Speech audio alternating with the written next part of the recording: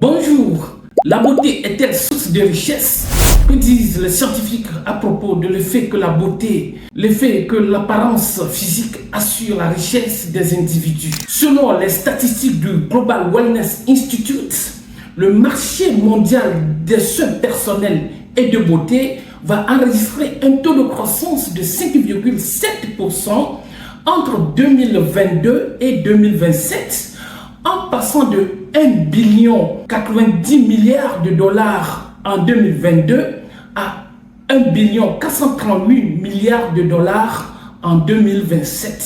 Ce marché vient en deuxième position des 11 secteurs de l'économie du bien-être considérés par Global Wellness Institute. Les individus dépensent quotidiennement des sommes énormes en produits et services d'hygiène personnelle et d'apparence, comme les soins du corps, les soins du visage, les soins de la peau, les soins des cheveux et les soins des ongles. En Afrique, il y a le développement de ce phénomène. Est-ce qu'il y a des motivations d'ordre économique et financier? Dans cette vidéo, tu vas découvrir quelques résultats issus des travaux et études scientifiques du Pool Chronomics, l'économie de la beauté, c'est-à-dire les études qui analysent l'effet que la beauté physique assure les performances économiques, l'effet que la beauté physique des individus assure leurs revenus, leur patrimoine et par conséquent leur richesse. Si tu regardes cette vidéo jusqu'à la fin, tu seras surpris et étonné par les détails des résultats des travaux de l'économie de la beauté, par les résultats des travaux du Pool Chronomics, dont le pionnier est Daniel Armemesh. À la fin de cette vidéo, tu vas comprendre ce que les économistes entendent par beauté des individus et comment ils mesurent la beauté des individus. Tu vas également comprendre le pouvoir économique de la séduction. Tu découvriras ce à quoi tu dois t'attendre en fonction de ton degré de beauté et les précautions nécessaires à prendre en fonction de ton degré de beauté. Tu verras l'importance ou non de soigner ton apparence physique, d'investir dans certains types de produits de beauté et de pratiquer certains types de sport. Tu auras la réponse aux questions suivantes. La beauté attire-t-elle la richesse? La laideur exerce-t-elle un effet négatif sur la rémunération des individus? Quelle est la prime de la beauté? Quelle est la pénalité de la laideur? Et par quel canot la beauté ou la laideur peut-elle affecter la richesse des individus? Je suis OK Mamsé Komangan Nézan, professeur titulaire en sciences économiques. Sur cette chaîne, je te partage les astuces pour faire des choix économiques, pour réussir tes études supérieures, ton insertion professionnelle et ta vie de manière générale. Abonne-toi donc à cette chaîne au cas où tu ne l'as pas encore fait. Partage donc cette vidéo à d'autres personnes pour qu'ils puissent bénéficier de ces astuces. N'hésite pas à marquer un j'aime à cette vidéo. J'attends également tes commentaires dans les discussions. Cela va permettre à la chaîne d'être référencée à plusieurs autres personnes. Merci. Tandis que les sociologues se sont attachés de longue date à évaluer le rôle que la beauté joue dans la détermination du statut social des individus, les économistes ont tardé à introduire dans leur domaine, dans leur analyse, une variable, c'est-à-dire la beauté, jugée difficile à mesurer. Daniel Armemesh et Jeff Biddle ont fait le premier pas en abordant dans leurs analyses, dans leurs travaux scientifiques à partir des années 90, l'effet que la beauté assure le marché du travail sur la réussite professionnelle des individus. La beauté est dans ce sens considérée comme une ressource naturelle, une dotation naturelle qui peut affecter les performances économiques. Daniel Armemesh et Jeff Biddle ont été suivis par d'autres économistes, d'autres scientifiques qui ont analysé donc l'effet de la beauté sur la performance économique et ont débouché sur un certain nombre de résultats pertinents, un certain nombre de résultats surprenants. Et dans cette vidéo, je vais te présenter 5 de ces résultats surprenants. Le premier résultat est qu'il existe des mesures des indicateurs scientifiques de la beauté. Malgré que la beauté est relative, malgré que la beauté dépend des pays, des époques et des gens, des individus, malgré qu'il y ait plusieurs définitions de la beauté, malgré que les standards universels de mesure de la beauté évoluent dans le temps, quelques indicateurs de mesure de la beauté existent et sont utilisés par les scientifiques et sont utilisés par des économistes, surtout les économistes de la Polchronomics, l'économie de la beauté. Il s'agit spécifiquement de la beauté faciale et de l'attractivité physique.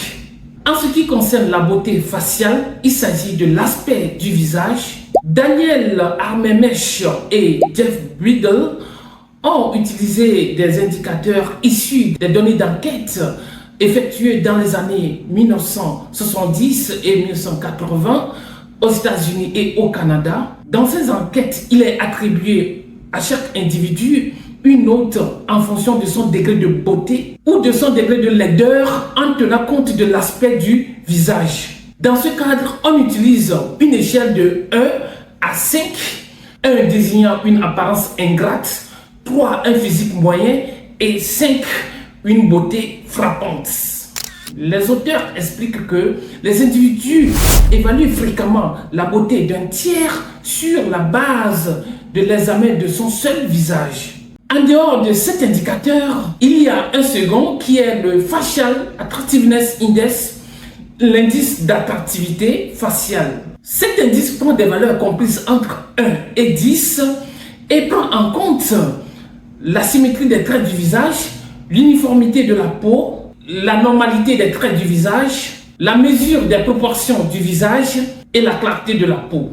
Mais ignorer le corps et l'allure du sujet, l'allure de l'individu, pourrait être restrictive et limitative dans l'évaluation de la beauté de l'individu. C'est pourquoi, dans certaines études, les auteurs utilisent un ensemble de facteurs, un ensemble d'indicateurs incluant l'évaluation de l'attractivité physique de l'individu, l'évaluation de l'attractivité physique du répondant par l'intervieweur, comme cela a été dans le cas de l'étude de Gunn et ses collaborateurs en 2023. Voilà donc les résultats qui montrent la possibilité de l'existence des mesures et des indicateurs de la beauté dans les études scientifiques. Quant à la définition et la mesure de la richesse des individus, je t'invite à suivre une de mes vidéos sur 4 mesures scientifiques de la richesse. Un des résultats, donc le deuxième résultat de l'économie de la beauté, Polchronomics, est qu'il existe une prime à la beauté et une pénalité à la laideur. Sur la base de l'exploitation des données collectées aux États-Unis dans les années 70 et au Canada dans les années 80, Daniel Armemesh et Jeff Biddle ont abouti à des résultats selon lesquels il existe une prime à la beauté. Les femmes jugées plus jolies que la moyenne obtiennent une rémunération de 8% supérieure à la rémunération versée aux femmes au physique moyen. Cette prime n'est que 4% pour les hommes. Symétriquement, la laideur est associée à une pénalité financière et cette pénalité est plus lourde pour les hommes que pour les femmes.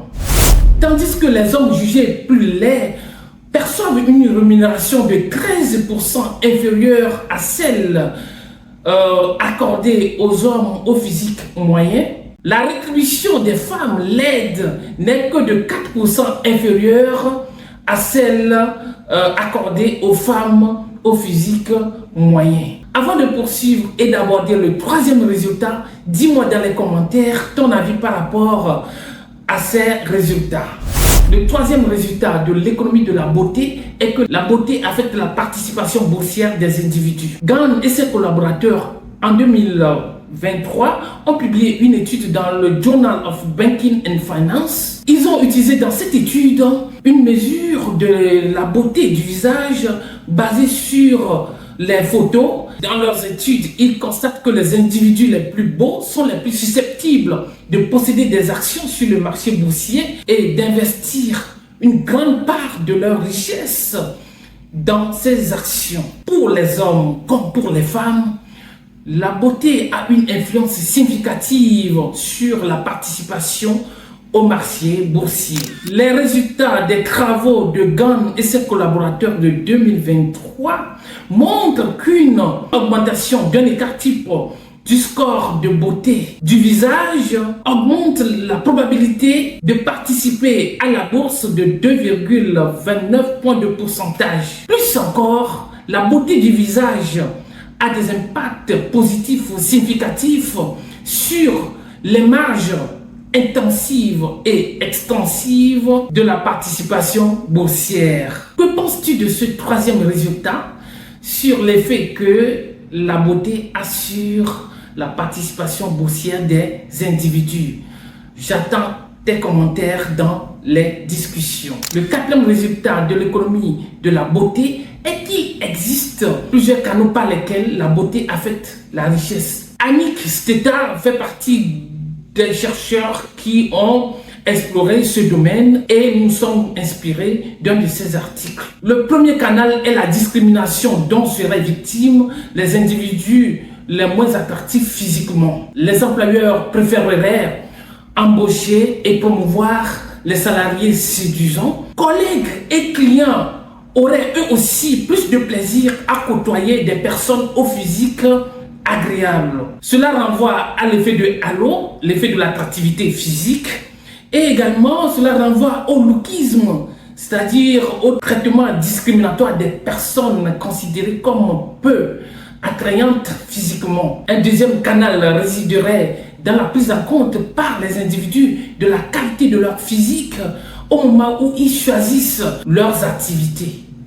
Un troisième canal réside dans l'existence des différences intrinsèques entre individus avantagés physiquement et les autres en termes de santé et de productivité. En 2001, Rhodes et ses collègues dans leur étude ont démontré que la beauté pourrait être le signe d'une meilleure santé. De nombreux biologistes ont démontré que la beauté constitue un indicateur de la qualité du patrimoine génétique d'un individu et de sa capacité à rester en bonne santé. Ce qui est susceptible d'expliquer la productivité de cet individu et par conséquent sa richesse. Pour Gann et ses collaborateurs dans les études de 2023 sur Beauty and Stock Market Participation, publié dans Journal of Banking and Finance, la beauté est positivement liée au niveau d'éducation, à l'intelligence, au statut matrimonial, à l'état de santé, au niveau de revenus et à la stabilité, au bien-être psychosocial, à la confiance en soi, à la préférence pour les risques et aux interactions sociales. Qu'est-ce que ces résultats te disent? J'attends tes commentaires dans les discussions. Abordons donc le cinquième résultat de l'économie de la beauté. Le cinquième résultat est qu'il existe une prime à la laideur et non une pénalité, bien sûr. Il existe une prime à la laideur, contrairement aux études que nous venons de présenter, qui parlent plutôt d'une pénalité à la laideur.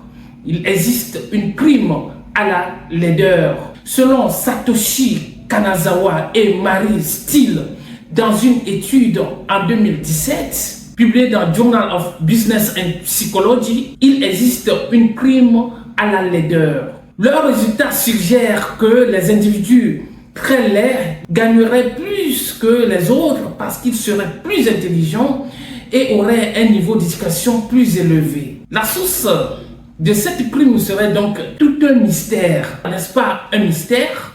J'attends tes commentaires dans la discussion. Voici donc le dernier résultat. Dis-moi dans les commentaires ton avis par rapport à ces 5 résultats que je viens de présenter sur les travaux de l'économie de la beauté. Dis-moi si tu es d'accord sur tous ces résultats, si tu es d'accord sur certains résultats et si tu n'es pas d'accord sur un résultat donné. Dis-moi dans les commentaires et abonne-toi si tu ne l'as pas encore fait. Active la cloche de notification pour recevoir un signal lorsqu'il y aura de nouvelles vidéos sur cette chaîne. Partage les vidéos pour que d'autres personnes puissent en bénéficier et n'hésite pas à faire un j'aime à cette vidéo. A plus pour de nouvelles vidéos. Merci.